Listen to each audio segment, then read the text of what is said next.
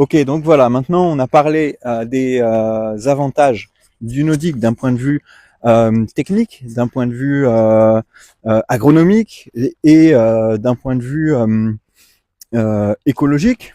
Euh, Maintenant, j'ai envie de parler un petit peu d'autre chose.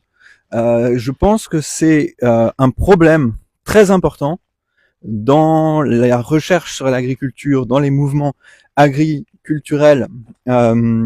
alternatifs, de recherche alternative dans ce domaine, que il y a un problème technique à relever. À mon avis, on le relève avec le no-dig, avec ces techniques-là, mais il y a aussi un gros problème culturel. Il y a un gros problème culturel qui fait que les gens qui se lancent dans ce genre d'aventure, par exemple, ben, ce sont peut-être des gens qui vont être un peu dispersés, curieux, et, à faire des expériences, exactement comme moi, qui vont faire plein d'expériences dans tous les sens, qui vont essayer plein de choses.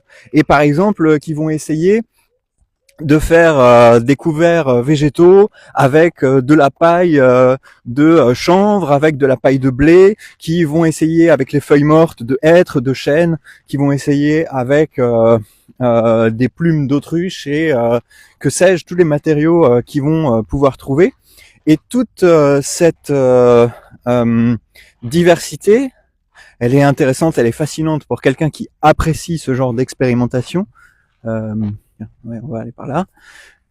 Mais elle est contre-productive à mon avis, d'autant plus que la nature nous a donné une espèce de point de ralliement. La nature nous a donné un phénomène qui fait qu'on peut uniformiser tout ça. Et ce phénomène, bah, c'est le compostage.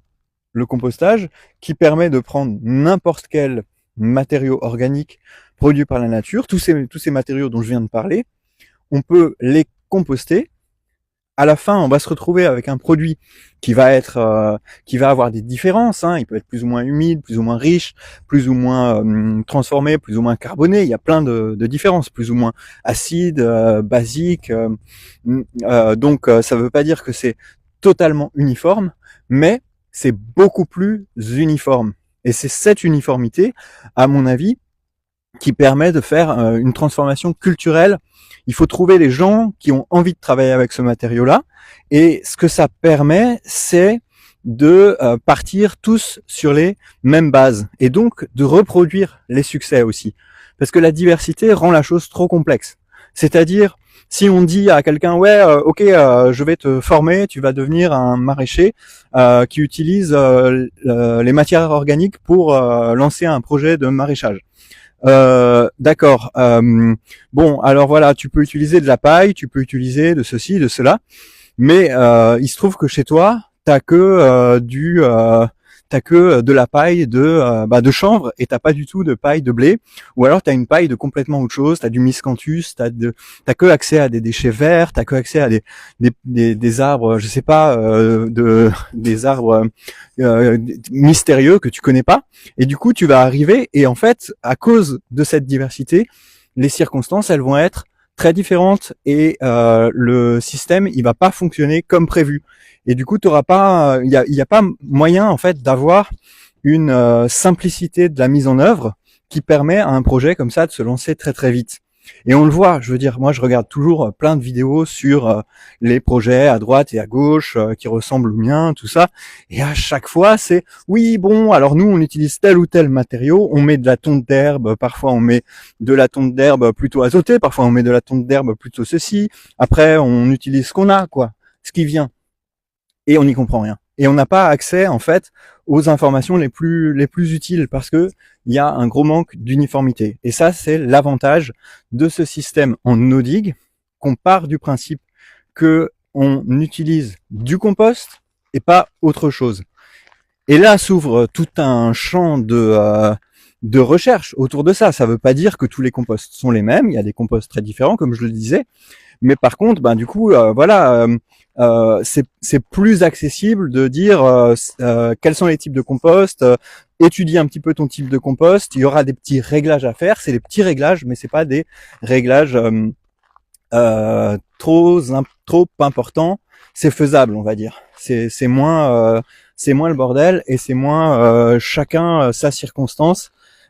Et donc ça permet de lancer le projet plus vite et surtout, et c'est là où je trouve que c'est théoriquement vraiment hyper important, c'est que ça permet de créer un langage commun.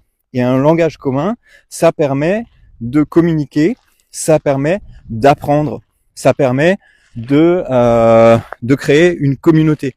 Et c'est ça qu'il nous faut, je pense, autour de projets agricoles sur toute petite échelle, c'est une communauté. Ça a déjà commencé un petit peu avec Jean-Martin Fortier, avec des mouvements comme ça, avec des idées, avec bien sûr Internet et YouTube, mais je pense qu'il faut aller plus loin que ça. Il faut avoir plus d'uniformité dans cette technique pour créer plus de diversité dans peut-être dans les cultures, dans la recherche autour des variétés, dans la recherche autour des espèces, dans la recherche autour des débouchés, dans la manière dont on va marketer les produits et tout ça. Ça, c'est une autre diversité qui pourrait se construire et qui va se construire autour de l'uniformité de cette technique qui est le no-dig. Voilà pour un avantage organisationnel, structurel, culturel de cette technique. Et je vais même aller plus loin et je vais poser la question, pourquoi est-ce que ça n'existe pas encore? Pourquoi est-ce que parce que et je me suis vachement posé la question moi qui je crois suffisamment dans cette technique pour penser que si une solution technique suffisante existait, elle se serait déjà répandue comme une traînée de poudre. D'un côté, tu vois, s'il y a un jardin qui est tellement efficace, tellement parfait, si le jardin en fait comment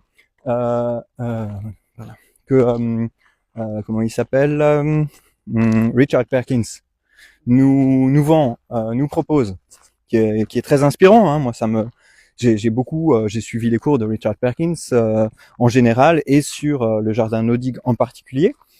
Eh bien, si tout ce qu'il dit est si simple, pourquoi il y en a pas plus? Parce que il y en a quand même pas énormément. Et ça m'étonne un peu, tu vois. Je trouve que en théorie, si ça marche si bien que c'est présenté, il devrait y en avoir plus. Et j'en trouve quelques-uns. Il y en a, oui, mais en même temps, c'est comme si ils avaient tous un petit peu du mal. C'est comme s'il y avait un truc qui bloquait quelque part. Même chez Richard Perkins, j'ai l'impression que c'est beau sur le papier, mais il y a quelque chose qui coince un petit peu.